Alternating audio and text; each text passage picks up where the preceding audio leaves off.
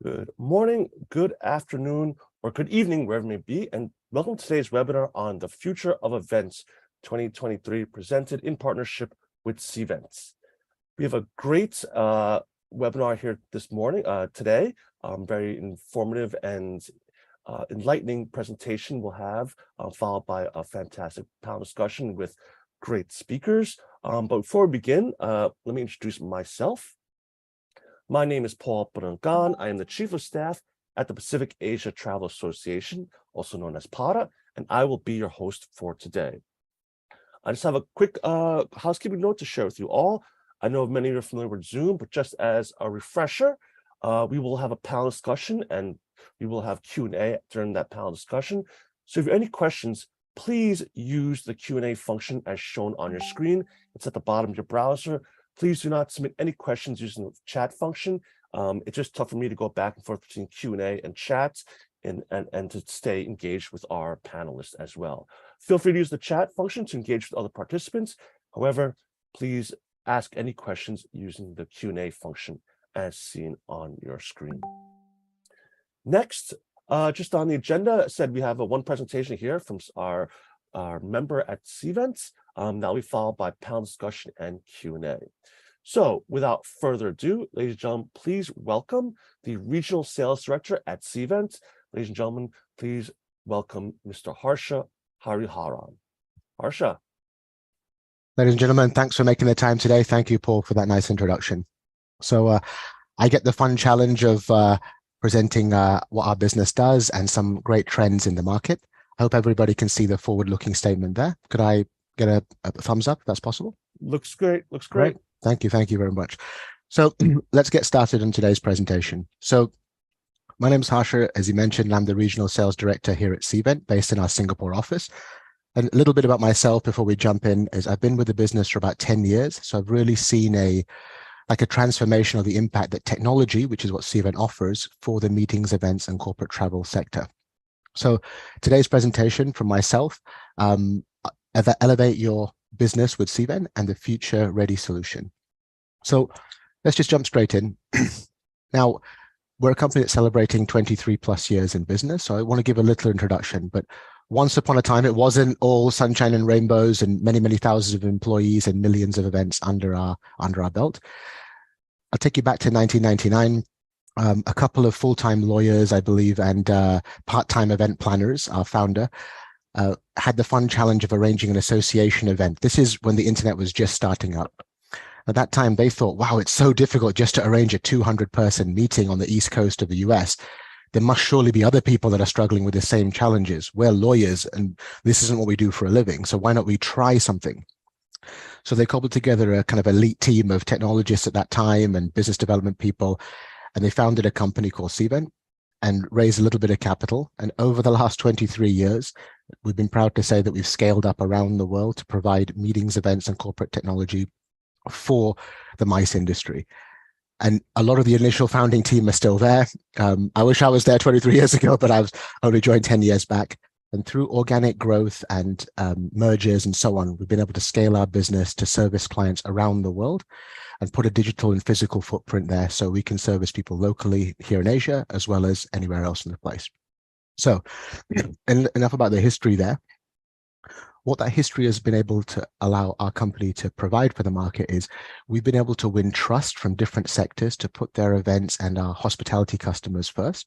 So if you look at the top row, being trusted by 20,000 event planners who are very discerning and can spend their money anywhere and trust us to power events where there's hundreds of millions of participants joining, that's a badge of honor and a sense of pride for us. But the row along the bottom, I think this is where, for the audience here today, and especially in Asia Pacific, is understanding there are tens of thousands of meetings planners around the world that are using our system, have got approved budgets and want to spend it in venues and properties right here in this part of the world. So in 2021, the amount of sourcing that came through our system, people looking to spend money, total dollar value was over $9 billion. Yes, that is lower than 2019, but it's back at such a significant level now in 2023. Some new stats will be coming out. We've invested in technology to help people understand the beautiful properties that are here in this part of the world and elsewhere by using smart tools to digitally floor plan map. So people can say, wow, what is happening in Singapore? What is happening in Thailand? Look at the venue space, look at the amount of effort and design they've gone there. Maybe we should allocate X number of events to that part of the world. And a business that's close to my heart is corporates have kind of reactivated their business travel across the world. So they're looking for safe and secure properties where they can have their travelers go and stay in. So hundreds of thousands of business transient requirements are coming in all the time. So these are the kinds of proud statistics that we've got as a technology company, exclusively focused on meetings, events, and corporate travel. I do want to get into some statistics as well from surveys that we've partnered with and run, but just to give you a breadth and the sense of size of what's out there in terms of the market opportunity. On the left-hand side, you can see well-known companies who source all the time. I won't talk on their behalf, but I can confidently say that we're an integral part of them helping their clients find venues, book meeting space, and spend money in this part of the world. Corporate planners as well, they've typically brought in-house teams as well to say, hey, listen, what are the latest things that are happening and how can we better understand our budget, get better bang for buck, especially in this inflationary environment. And across the bottom, I'm more proud as I don't know any of these names. These are companies that you wouldn't think to know that they have a meetings and travel executives working there to help them get the best access to competitive pricing for their venues and spaces. So there's a lot of planners out there that are there. So healthy competition, which is always good. Let's just jump into some of the kind of statistics. And this is welcome news to everybody, I'm sure, on the line. If you're a venue operator, if you're an event planner, even a lean business, the idea that everybody is coming back to do in-person events at the back end of last year. So those events are going to be transacted this year and the coming years as we go. So Asia is getting its fair share. But just to share a little some statistics here, we did a survey here to our planners back in November last year. Across 300 people, it's pretty much unanimous that the positive sentiment is there, but it's good to have the reinforcement of the data. But I was even surprised that people still want to do virtual events when there's so many venues available and so many people want to actually meet in person.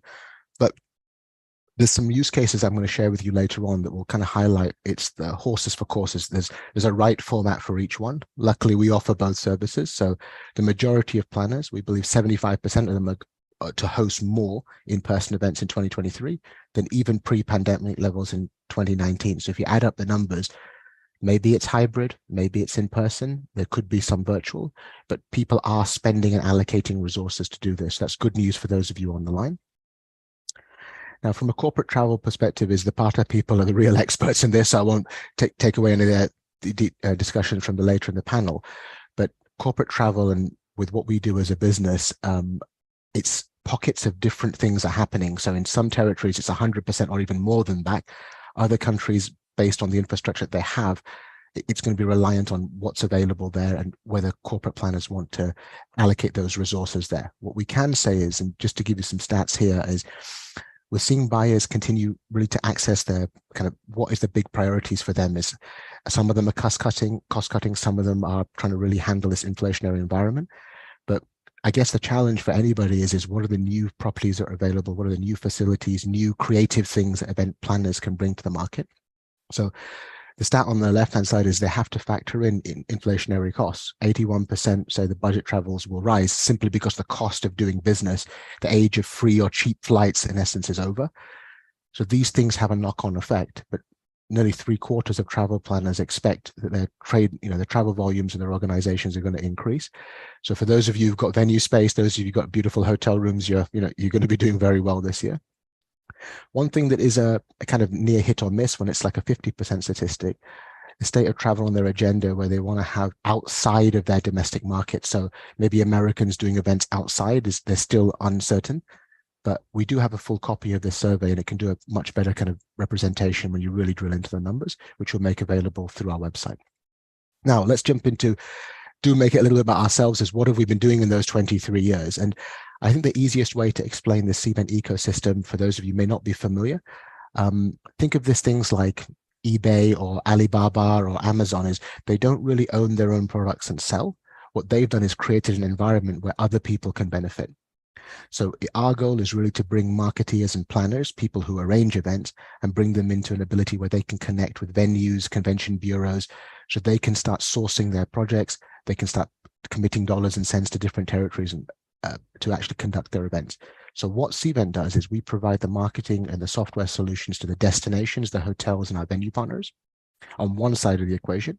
And the other side is really my book of business, which is the event management solutions to help people source the venues in the first place, event planners to have the registration tools, the mobile apps, and all the heavy lifting done through technology.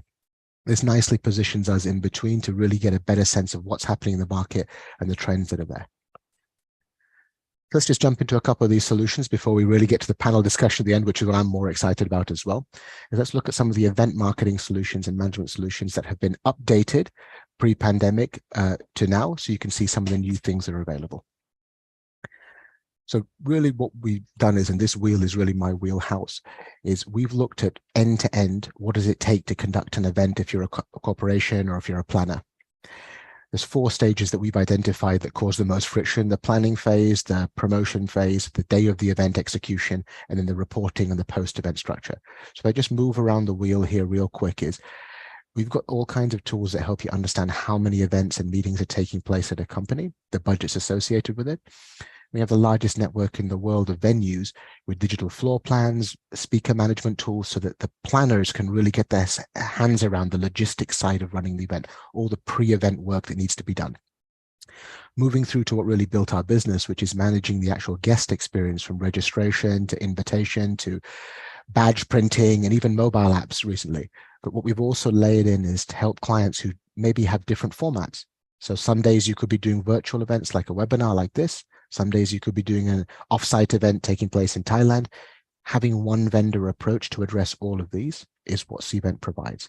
Good news is it's a modular system, so it's accessible to businesses of all sizes, not just reserved for major corporations. Non-profits have found a way to leverage our system to get better results. Just a quick snapshot of an idea is if you're an event planner and you pitching for a project and say, for example, you win it, some of the differentiations is what you need to present nowadays. It's not just, can you source a venue? You need to have the tools and maybe the toolkit along with your creativity to really show the corporations or the government entities that you're arranging the event for is how you run it, how you reduce risk, how you better manage those attendees. So you would have a dashboard, you turn on the features that you want. I need to manage registration. I want to offer a multi-language mobile application. Wait, I need to find hardware in a foreign country to do badge printing. These are the kinds of things that CVENT can help you do. End-to-end, scalable for any event or size, even virtual. So this innovation is something that our management always insisted on from the beginning, is we need to have an open platform that plays well with other systems as well as our own, so that you are able to license flexibility. So if you're doing the webinar, as I mentioned, or you're doing an offsite event, having all of those solutions in one hub allows you to obviously, yes, lower cost. That's great, especially in the inflationary environment, but it also helps planners to have a predictability about, wow, one vendor can help us no matter where we're going with our events. And it's not, and it was a slide I should have mentioned at the beginning. Yes, it was started by a handful of people, our company 23 years back, but we're an army of people now. It's 4,000 staff exclusively doing meetings, events, and corporate travel software. So there's a lot of people there that do the physical elements, a lot of people there that do the project management support.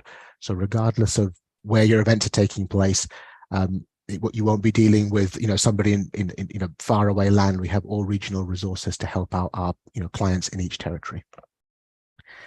So now the other side of our business, and this is where our, probably the more glamorous side, and the people who get to work in, great venues, they get to go for these nice lunches and site recce's and so on. So I wish that was my team, but it's not. I'm on the other side. But our kind of supplier and venue solutions team really put together like 4 pillars that can help the people who own the venues, the convention bureaus, the governments that are trying to attract those RFPs and put those events on. Allow me to just share a few of the kind of high level statistics. So really the goal is to help you drive visibility, to build awareness, help you generate inbound RFPs into your properties and your venues, and basically run that entire kind of events and cycle at your hotel and brand. So the kind of 4 things we'll just run through here is, first of all, the CVENT supplier network. If you don't know this now, you should. It's the largest network in the world of kind of sourcing of opportunity for venues. Nearly 300,000 properties are on there. Planners around the world are leveraging this tool to look at floor space, to look at venues, to really decide where they're going to spend their money. You need to be listed here and have high visibility. Moving on to room block management, I just came back from a wedding. I couldn't imagine the amount of logistics admin of bringing 250 people from different countries. Imagine if you're doing that all the time for multiple events.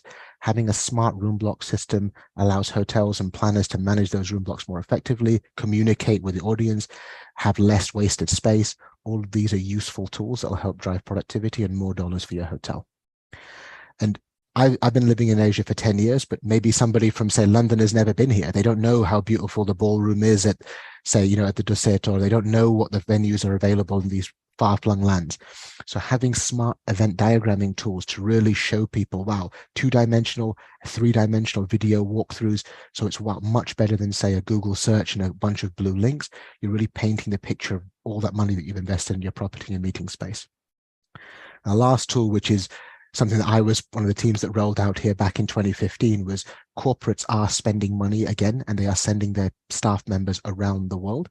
So they need safe and secure properties where they can house their guests, maybe for short-term stays, even long-term engagements. So as one of the largest marketplaces for that travel space, 80+% of the Fortune 500 companies, 80% of the top 100 companies in the world are using this, along with dozens of travel planners. So these aren't individual products. What we're trying to show to the market is we have different tools that you can put together so you can have a standardized user experience. Your planners will be able to come in, log into a portal that's easy to navigate, help with the floor plan layouts, help with the venue sourcing from the client side of things, and then also negotiate the transient rates. All of these tools at your disposal. So that is my best effort to condense 23 years of software as a service focused on the hospitality sector, focused on the event management sector.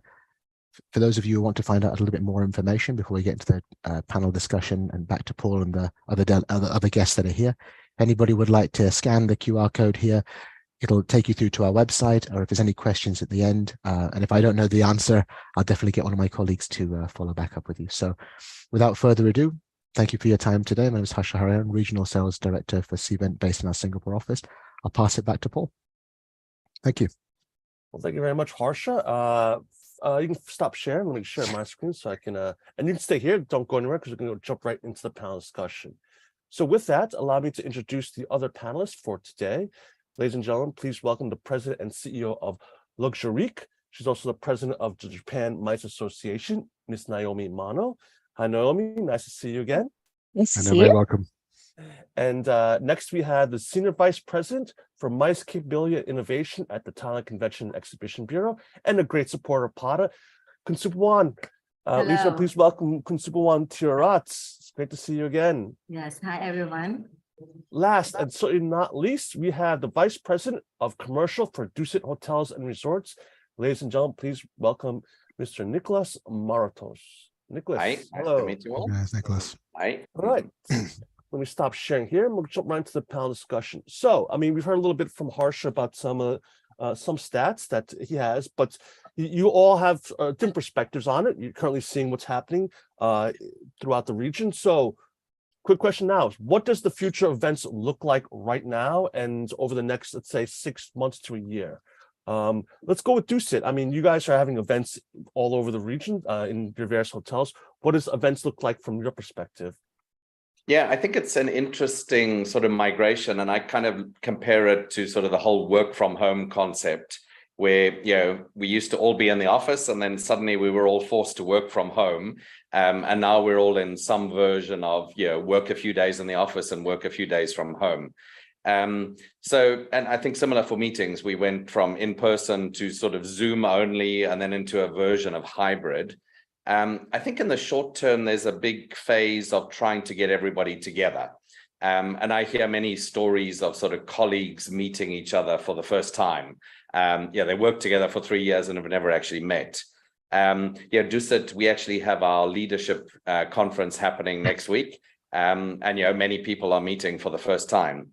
But I think in the medium term, once sort of people have got to meet each other, I think it's a combination of, maybe it's not everybody in person, it's a subset of people in person and other people, dialing in for part of the session. And actually, that's what we have next week for our own conference. We have 150 people in person, and a few hundred more dialing in for some of the sessions. So I think it's hybrid for a long time to come, and then I think it'll morph and look different. I think the exciting part for Asia, on the whole, there's growth happening all across Asia. So there's always the need for companies to expand and have more people. And I think nothing beats in person. I think we're all probably guilty on this call of doing emails and doing a few other things at the same time. Whereas in person, is different, and you're kind of much more focused and in on the session.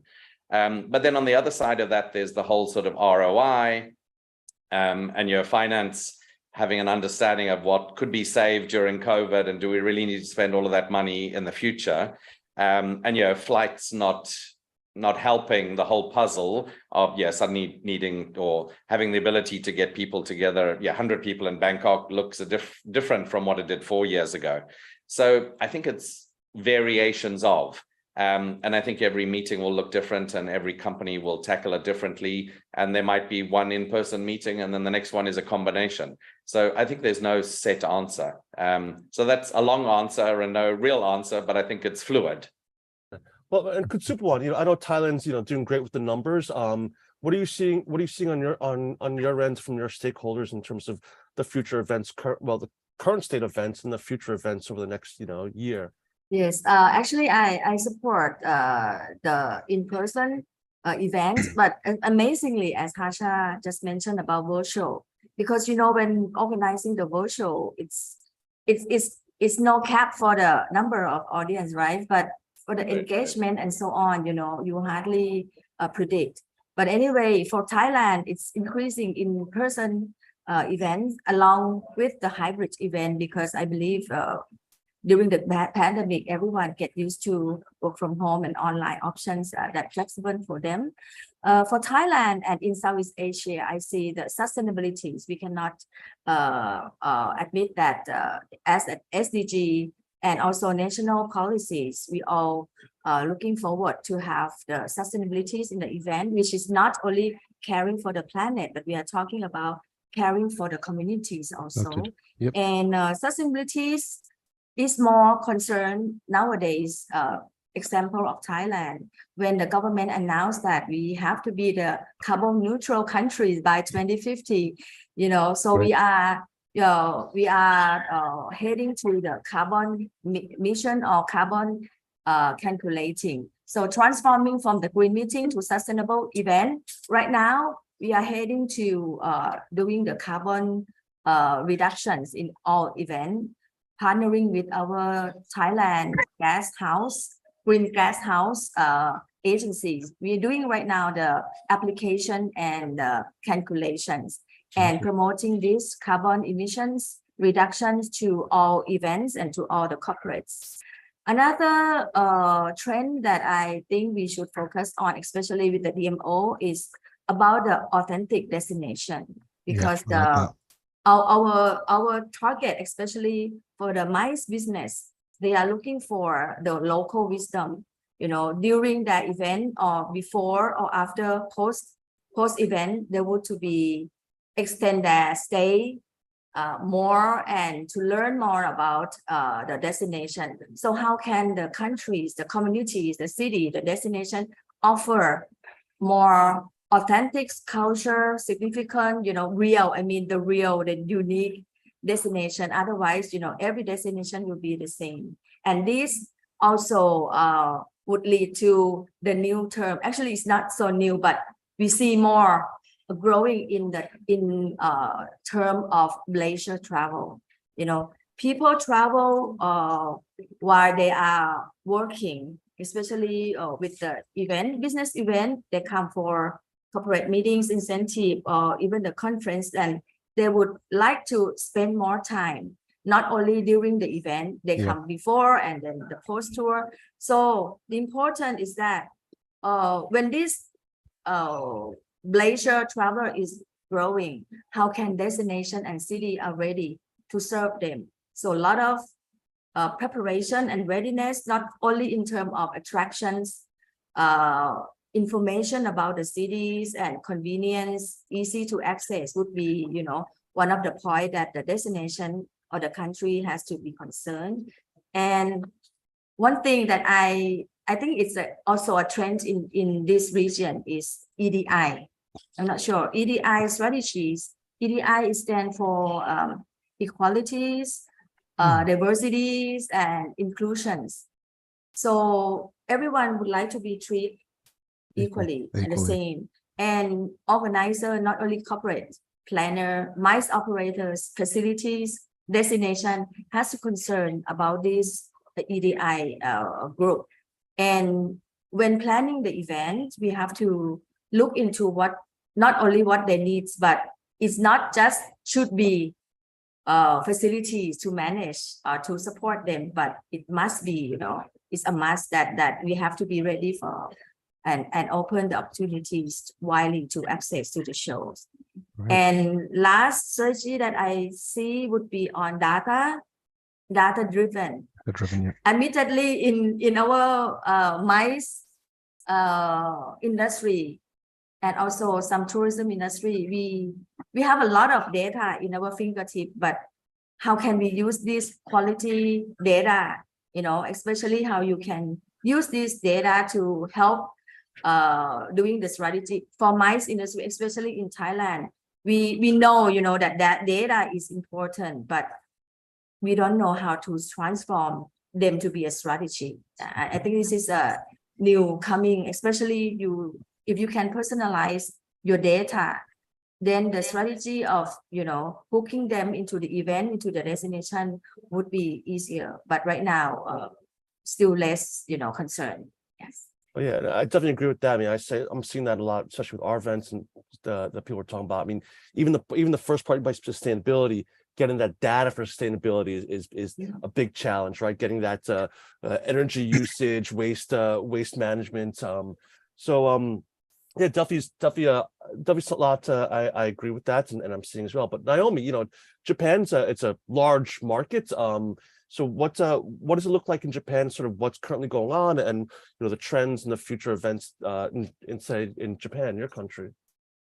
Okay, well, I mean, one of the things that the MICE Association and obviously Luxury as a company as well, what we're trying to focus on is really trying to understand the client's needs. And I think pre-COVID, a lot of things have changed and shifted. I think everyone is singing the same song here about that. But one of the things that Japan has previously done is it was a lot more packaged and it was a lot more cookie cutter. Everyone is expecting, especially, in terms of meetings and events, every company or every event wants to be unique in some way or another for it to justify people being together or gathering together. So what are these new trends? I know Supawan, you mentioned about sustainability. The equality and inclusion. We've got a lot of clients wanting women, and women in power kind of themes. There's a lot of the sustainability component. There's a lot of wellness as well that has been of high interest to a lot of our clients wanting to come to Japan. And so in terms of, our association, what is it that we need to do to help influence our clients to choose Japan over other destinations? So that's one of the things that we are focusing on. But in terms of, some of the needs of what our members have, I mean, this whole shift in the dynamics of being, is it hybrid? Is it virtual? Is it, a lot of our clients are initially asking for on-site, and then they're shifting to hybrid. Yep. And so everyone is always looking for being able to be flexible, because some of our clients obviously have guests that we're planning to attend but can't attend. So they always want to be able to offer that sort of the hybrid component of it. And in order to do that, what is it that we need to do to help educate the needs of the planners, especially the local planners? And one of the things that we're finding now is even the corporates are looking for newer destinations. I know Supawan, you mentioned, some of the other destinations as well. And how the destinations can be more inclusive, but it's the same in Japan as well, because it is a very, very diverse, stretches very, you've got the winter areas all the way to the summer areas. And what are the things that we can, each of the destinations, do to really provide, because it's, especially with meetings and incentives, it's not just about the meetings and the conference room, it's about the activity you can provide, it's about the networking, the team building activities. And that's the component that's actually seems to be providing a lot more weight on their choice of destinations, because it's not just the meeting conference room component. I mean, they're getting together for a reason. So to make it tailored and unique, how can we do that? So that's really what our focus is on. Right. All right. And Harsha, I think you want to chime in there. So what are your thoughts? Yeah, I'm loving what I'm hearing, and I think from what I'm hearing from this from Naomi as well, is talking about high qualities of personalization that's required to differentiate your offering is great to hear. From Superwan talking about, like, there's so many there's government initiatives that are much bigger that are taking place that have a certain push and pull factor. So there's event planners' life has not gotten easier, we can say that. And also with, like, Nicholas talking about the properties there, about having flexibility of the formats that you want to do. There's a lot going on, and just I'll try to trade on my CEO's words. We do an annual conference in Las Vegas and in London, CVENT Connect. 3,000 event planners and hospitality people are there, and he says we're entering in, and we're currently in the golden age of events. Guys, the opportunity at the moment is absolutely wild. It is unprecedented. The amount of projects that we're fielding are things that we would never even have seen 2-3 years ago. I can tell you this: governments in East Asia, they're mission driven with a focus on drawing inbound investment and all the other things for their people. And then you have private enterprises that are focused, some of them mission driven, but all of them have a profit motive. So these two kind of pillars of where all the money is, they are distributing that money.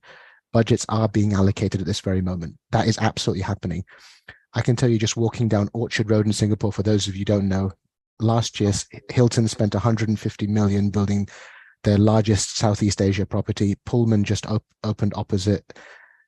Edition Hotel is opening up here later this year. Dusit has a beautiful property on the other side of the water, beautiful. Yeah. And then also there's Grand Hyatt, Mandarin Oriental spending similar 8-figure sums on updating their properties. They are not doing that to do any other reason apart from they want to service the market and differentiate. They want to get their fair share or disproportionate share of the market. So the opportunity for events professionals of all ages is wild. It's busy. But the real thing is the companies that are leading, obviously as a technology company, we don't mind if it's virtual or hybrid. It's the companies that are leading technological change, have access to data, understand personalization, have flexibility, are going to get what they get. They're going to get their share. And the last piece before I punt it onto the kind of next thing is just, I think it's, it's really kind of exciting time to be back in this space. So, looking forward to seeing some of the other questions. I'll say there's a client in London. It's a non-profit foundation. They have 800 members. They're charging $60 for a ticket for their event. They have a celebrity who's their brand ambassador turning up for 15 minutes. That format, doing it virtual. The cost of that event is $5,000-$6,000 between us all. The total revenue is $48,000. A non-profit foundation generating $40,000 cannot afford to fly 800 people to any destination, but they can offset some of those costs. So it almost doesn't matter if it's virtual or hybrid or in person. There's enough market for everybody to do something. And as long as we do it better and better each year, all of us will get, the venues, the planners will all get their share. So that's the kind of speech presentation. It's a great time to be in this space. So looking forward to seeing what the venues and the planners come up with in terms of creativity. Yeah. Nicholas, you have your hands up? Yeah, I do. So I think my fellow panelists touched on a few words that I think are core to this. So I think sustainability, people are just expecting a more sustainable experience. So that I think is a given. I think authentic, people are looking for something much more authentic. Experience, it's sort of beyond the conference room. What is the full experience? Wellness was sort of another topic that was spoken about. I think, COVID kind of taught us that we need to look after ourselves a little bit better. So how do we bring that into the conference experience as well? And then I think sort of what we at Dusit term locality. So how do you make an experience in Phuket look and feel very different from Singapore, etc.?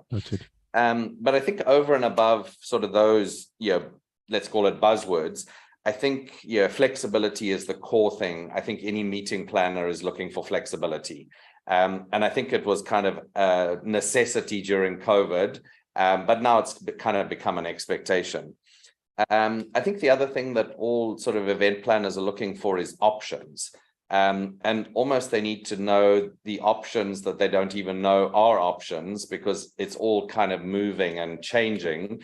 And is it hybrid? Is it dial-in? Is it, how does it work? And how many people do we need there in person? And if we have more people and less people, and if we're going to have too many people in a room, would we like an outdoor space where people don't feel restricted to a conference room? So I think it's really about options.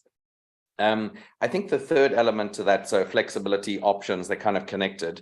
I think also sort of the role of the event planner becomes much more about facilitating the tech. So I think it's a little bit less about, are the name badges printed and, all of those things, which are all key components. But you know what, if you're going to have 100 people dialing in for session 2, and then a different 1,000 people dialing in for session 5, and maybe they're based in places that it's not easy to access the technology, how does all of that work? So flexibility, options, and I think the whole tech element of it just needs to come to a different level, and all of those are expectations. But I think sort of sustainability, authentic experiences, wellness, locality, I think those are kind of the underarching themes of what is coming through. Yeah, so let me so we've talked about sort of the trends here then, and what people are expecting. I mean, so I just want to ask, I'm going to jump over to this question here. So what are the most innovative ways you've seen event organizers sort of touch upon these particular trends that we're talking about, localization and sort of that the pleasure aspects, wellness, now that events are back in full swing? I'll go to Naomi here. Well, one of the things that let me talk, because I have two hats, and more as luxury. One of the things that we are finding really that our clients are expressing a huge amount of interest in is sort of merging the pleasure component, the activity, the team building, and also having some of that corporate sort of differentiator, sort of the brand look and feel component. And we run an activity called the Amazing Race in Tokyo, or the Amazing Race in Kyoto. And the clients actually, because usually when they come to a conference, and the conference part of it, CVENT, and everyone can run it beautifully, the hotels can run it beautifully, but what makes an experience for a conference or a meeting or an incentive really memorable is more of the team building and the after hours non-meeting component of it. So a lot of them are choosing this sort of amazing race, and what we do is the clients, we give them a choice of whatever checkpoints they want to do, and it's like they've got half a day within their 3-day conference to be outside, so they use that half a day to do a team building plus touring of the city. They have to do tick boxes and have to go to 5 different venues and then do a race, and each one of the venues they go into groups and they have to take photos, and then they share those photos at the dinner event. And our clients absolutely love it, and it ticks every single component, because they get to experience something that is, one of them will be wellness, wellness activity, whether it's, trying a Japanese sword, or understanding a Japanese artisan and working with them to create something, or going to, a unique venue or whatever it is. But they would usually do 4 or 5 checkpoints, and they do the race, and then for dinner they come together and they share all of the group photos, and they absolutely love it. So it's one of the things that we actually have sold quite a bit, and our clients are expressing interest on. Oh no, that sounds fun. I would love to be part of something like that. That sounds great. I want to get invited. What about you, Consuperwan? Any innovative things you've seen from your stakeholders in Thailand, addressing some of the trends we're seeing? Okay, as a government agency, which we are looking and responsible for both demand side and also the supply side. For demand side, during the COVID changed the perspective of our audience, especially the attendees a lot. They might be familiar with doing the online or work from home, which is more flexible for them to work. Therefore, when they want to come out of their home or their countries, they have to select the event that really meaningful and also purpose, have the insight of content for them. And this, we in the other way around, we have to support how our supply chains in the ecosystem be ready for this high expectation that beyond or more than ever before. I can give an example of Thailand case. We have been working quite a few years already in order to uplift the communities destinations, to be ready for this group of especially meetings, corporate meeting incentive and conventions. We're running the program called Creative Communities Based MICE, screening the communities that are across the region, across the Thailand, screening the communities that will be able to or have ability to serve what's called the business event, because it's not just a group tour, but business event is more expected in the destination, but we cannot just make up the event for them. So everything has to be unique and real. So we working together with our partners, communities, and select right now more than 200 communities around the country to be ready, in terms of the standardization, the cleanliness, safety, and also be able to decide activities that based on the preference of our clients. The preference right now, we look into the themes of concept. So we have gastronomy, history and culture, adventure, team building, CSR, luxury, beach destination, and also health and wellness, in each communities. And we also uplift the premium product in the communities to be able to sell to the corporates and hotels, for especially for the MICE client. And we are supporting farm to function program so that all supply chain, they no need to use the middleman, but they can also, have the link and connect with the farmer, agro business directly. Especially this year and next year onward, we will focus on the social enterprise, because this opportunity to support social enterprise, meaning that you give opportunities for the corporates and delegates to get a hook into, supporting community, societies, and at the same time, our environmental issue in that area too. Wow, that is fantastic. That's fantastic to hear. But I know Tisab, you guys do a lot of things, man. That's really great to hear. And Nicholas, what's some innovative things you've seen from your clients at some of your hotels? Actually, I can tell you about two things that we are going to have at our internal conference next week. But they're actually things that we've tested out with a few different customers, and people love it. So on the wellness side, we are starting one of the mornings with a sound bath. So an experience that you might normally have in the spa, we're bringing into the conference room, where everybody will go through a sound bath experience. On the sustainability side, Dusit is one of the first companies that has a full rice program from procurement, so the sort of whole farm to table, but we actually work with farmers to grow the rice, and then we purchase the rice from them. But we will take the meeting attendees on one of the tea breaks into the rice farm, and they get to mingle with our pet buffalo and see the rice production actually happening. Hey, That's fun. I think a big part of all of this is creativity. How do you just bring different experiences to life? Because I think previously maybe we had things in boxes. A sound bath was something that you did in the spa. Sustainability was kind of something that got spoken about, and it was kind of there on the annual report, etc. But how do you bring all of these things to life and in a different way, and maybe break the boxes open a little bit? So wellness is in the meeting room. Sustainability is a tea break option. So I think there's a lot of creativity. And the great thing with it, I think the customers are driving this. So it makes us as hotel operators need to think differently and creatively to come up with different experiences. So it's not just 2 days in the meeting room and a gala dinner, but it's much more than that. Oh yeah, I think one of the things I heard before is for 3 years everyone was stuck in a box at home. So now, do people want to go to events and be stuck in a bigger box with a bunch of people? Exactly. I think no, and it's great to hear about all really all the innovative things that are happening there. It's something that people should take note of it, and sort of the blending of that experience and that conference and that team building that's happening in your respective areas. So we talked about some of the trends. Supermonitor talked about some of the trends. I mean, we all talked about some of the trends, especially sustainability. So I want to talk about really to deduce it. I mean, about sustainability being a big thing.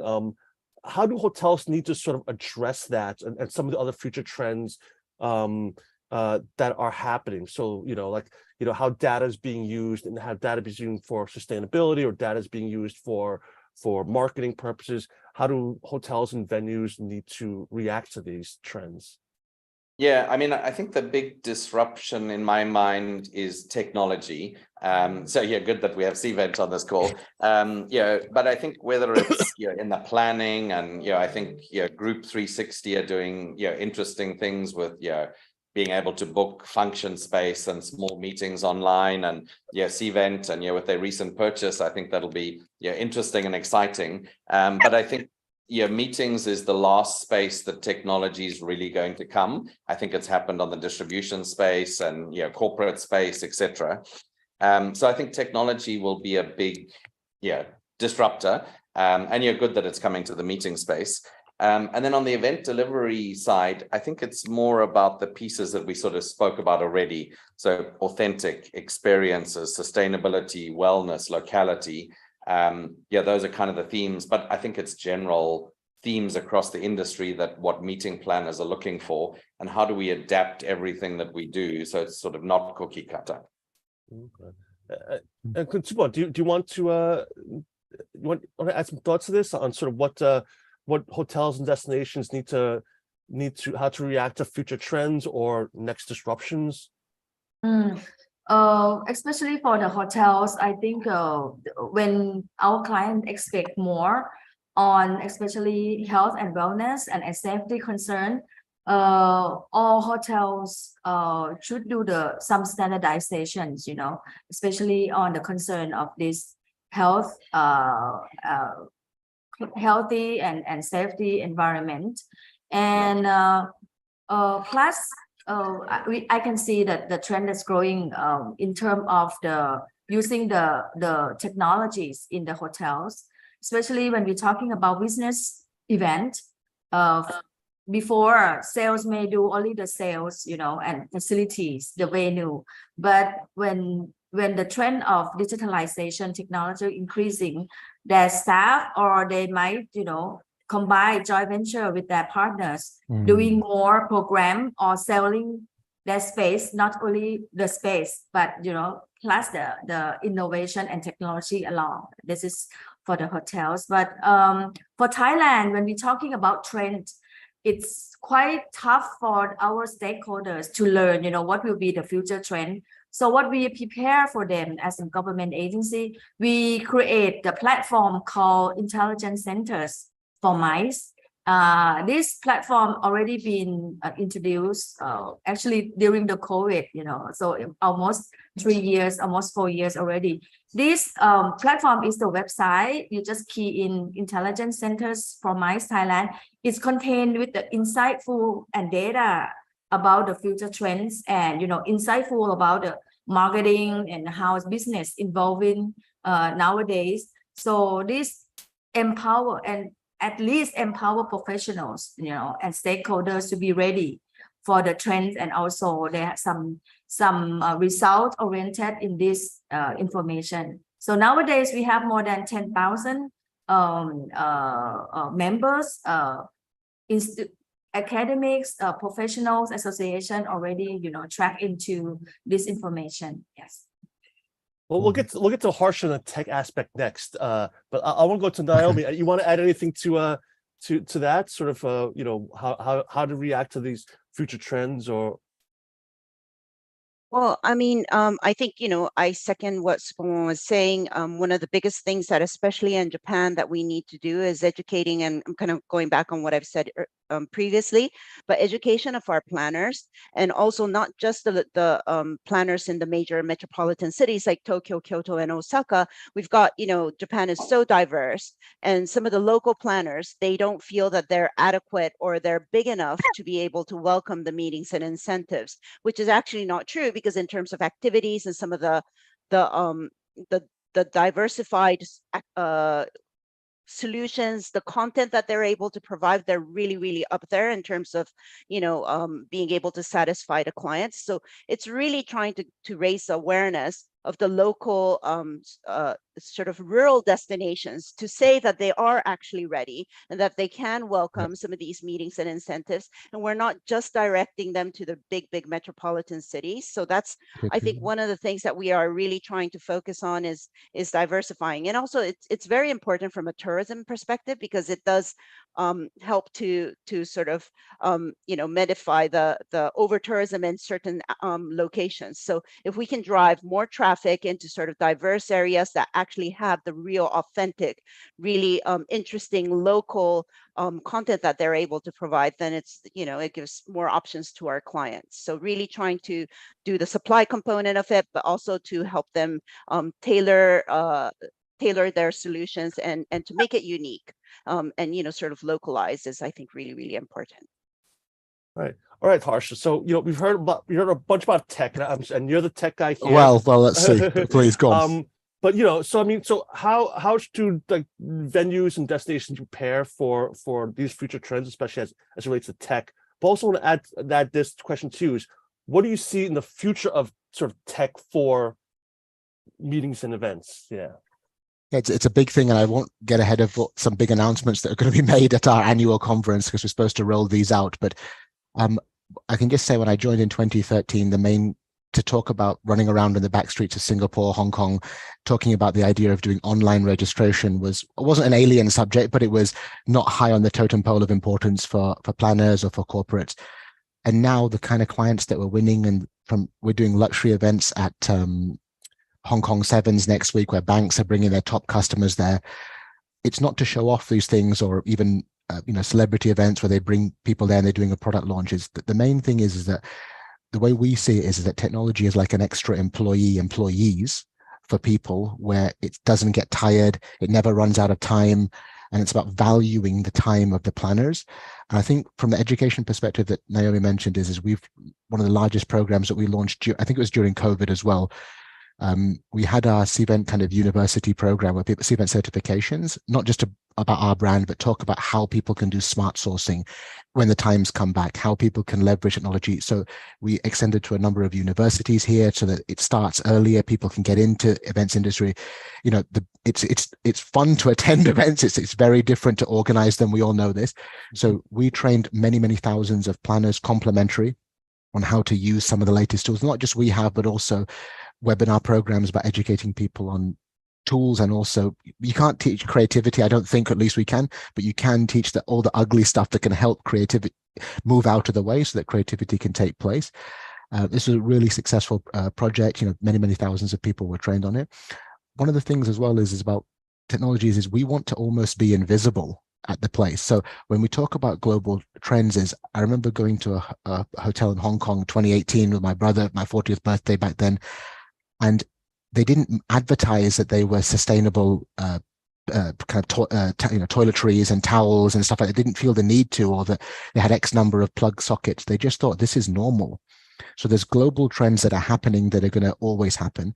And there's also incremental trends that are in each different territory. And I think having flexibility, hotel properties have got the space, they've got the staff there. As long as those staff are empowered, wow, there's a more trend around wellness. If you have space and you have creativity and you can do things, you're going to get your fair share. It's that's not a thing that technology will play in. That's a mixture of technology getting the ugly stuff out of the way so that creativity can kind of take over. So what I really want to see, hopefully, is that we bring some respect to the event planners, to the marketeers who are doing this. This isn't like accounting where it's 1 + 1 and this is what it is. Otherwise, you'll get a very different type of event experience, right? So technology, in my opinion, should remove the speed bumps so that people can do the things they want. And then that's when you get the memorability. That's when you get the kind of, let's go back to doing the event in Bangkok. Let's give this event agency another shot to do the event next year. So maybe the unsung hero is technology. We don't need to be front and center, but definitely want to play a part in terms of empowering people to, I guess, do the ugly stuff behind the scenes so you can do the stuff that you want to do. All right. Well, I think we're running out of time. So I know Supon has a hard stop. So really, it was very, very informative. I think, there's a lot of things to take away from this. That of course, sustainability, personalization, wellness. The great things you guys are doing and being innovative. So it's really a lot of food for thought for any event organizer or planner out there. So thank you so much for taking the time to be with us here this afternoon. I will let you guys go back to the rest of your day while I do a quick wrap up. So thank you so much, Nicholas, Naomi, Kunsupawan, and Harsha. Thank you all. Good day, everybody. Thank you. Okay. All right. Well, thank you guys so much for joining today's webinar. I hope you found it very insightful. If you've missed any part of this is actually on our YouTube page. It's actually being streamed on that page right now. So you can always go back and view it if you've missed any part of that. So before we close today's webinar, I do just wanted to share a couple of updates. So if you enjoyed today's webinar, please do join us for future webinars. Our next webinar is on Monday, and this is Mapping China Travel Sentiment and Expectations. We have 3 speakers from TCI Research, GoCity, and Trip.com. So if you're interested about what's happening in the Chinese markets, do please join us on Monday at 4 p.m. Singapore time. It's a 1-hour session, so registration is available today. Just go to our website. Our next webinar is on Wednesday, March 29th, and this is Delivering Sustainability Inspiration for 2023. We're going to interview a couple of our Pot of Gold Award winners. We'll also be launching the Pot of Gold Awards for this year, so please do keep a lookout for that. In terms of our physical events, please do join us for our Pot of Annual Summit at Adventure Mart 2023 from May 29th to June 1st in Pokhara, Nepal. So this is a conference and a B2B mart that's spread across 2 days. Of course, if you're a board or executive board member, or actually a member, we will have our executive board, and AGM on May 29th. Registration is open today, so please do register for this event immediately.